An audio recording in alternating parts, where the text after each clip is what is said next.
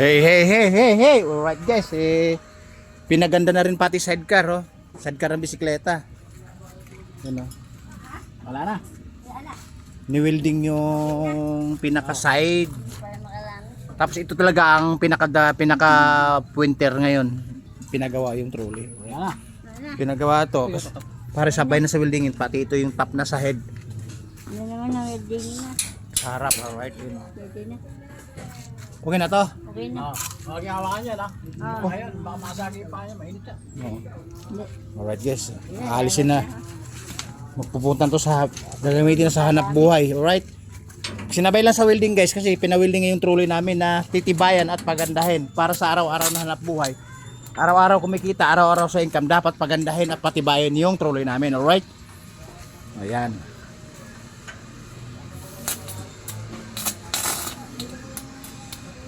Kaya nga bumili kami ng bakal ng sarp. Guys, kunti lang siyang diferensya sa bakal na bago eh. Kunting diferensya lang, no? Parang sintabo lang, piso. Kaya sa bago eh, 50 pesos isang kilo, hanip. Samantala, nagpapakilo ka, 8 yata, no, ibe? 12. Naku, putang na, ang laki naman ng tubo. Sa 50 pesos. 38 agad, ano?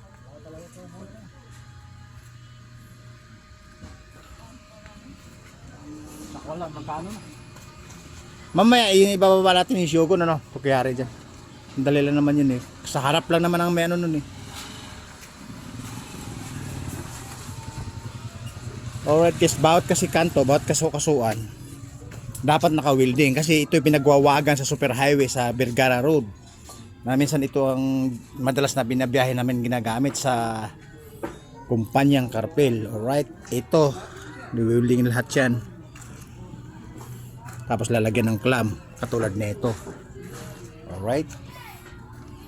Mamaya, yun naman ang Shogun, yung street bike kasi nga bitaw dito sa may ano, sa may kabilang. Hindi bitaw, bitak siya.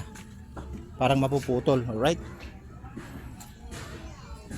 Kaya hahanapan ng sukat, hahanapan ng detalyadong angle. Alright. Nalalaman mo kasi sa akin detalyadong angle. O diba? Ay parang maiksi. Ay, dito.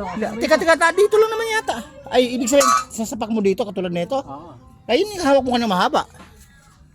Baka yung mahaba na yun. Yun ang sapak talaga. Yan, oh. Tingnan mo. Kasi pagka kasi maiksi, pangit naman tignan siguro pagka litaw yun. O tingnan mo, oh. Pansinin mo. Kasi guys, pag ganyan lang kasi, pag ganyan ang style,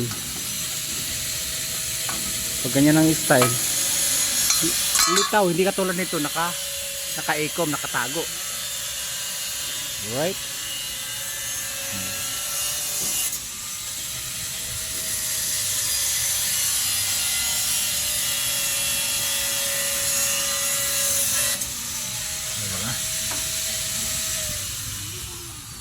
Guys, kailangan kahit tagpi-tagpi siya guys, basta yung dugtong niya pulido.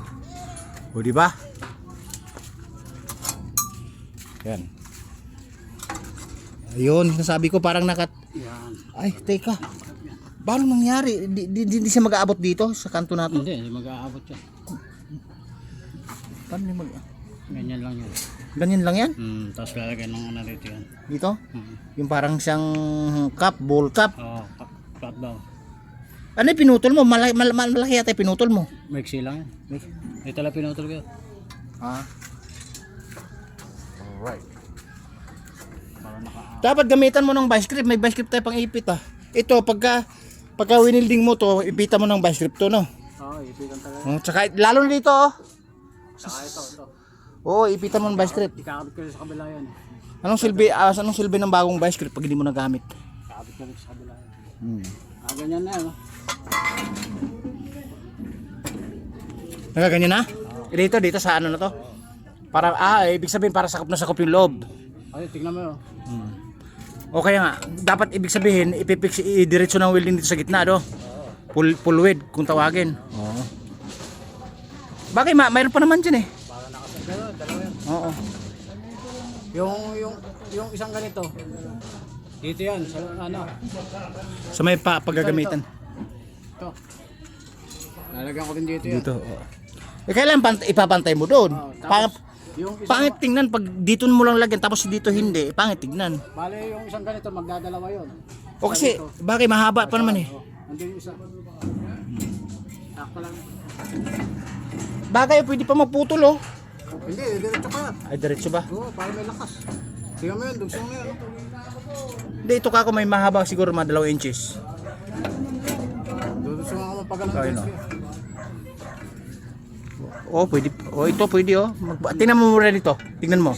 Tingnan mo muna. Ayun oh, may sobra oh. Oh, ari. Diretso pa yan. Ah, sige.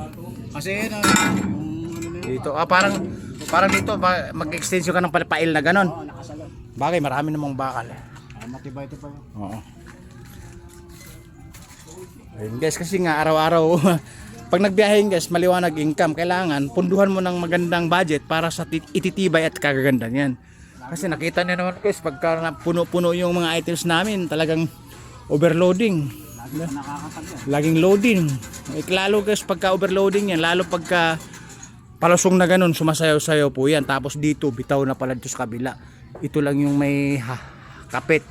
Kaya umangat po siya sa kabila, okay naman. Shhh, ba't nandito kay aso ka? Uy, nandito ka. Pasok ka aso, pasok. Saan ka rin ah? Pasok!